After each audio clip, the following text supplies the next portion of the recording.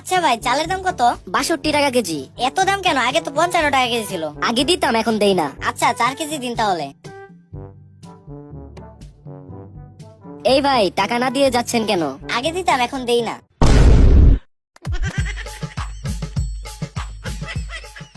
Sir sir, আমার সব চুরি হয়ে গেছে।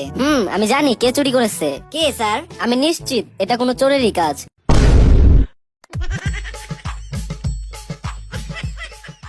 আচ্ছা বল্টু, বলো তো ক্ষমতা কাকে বলে? স্যার, একদিন এলাকায় এসেন, ক্ষমতা কাকে বলে দেখিয়ে দেব।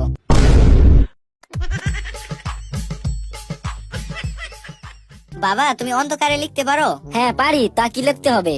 বেশি কিছু না বাবা, শুধু আমার স্কুলের রিপোর্ট কার্ডে একটি স্বাক্ষর দিলেই হবে।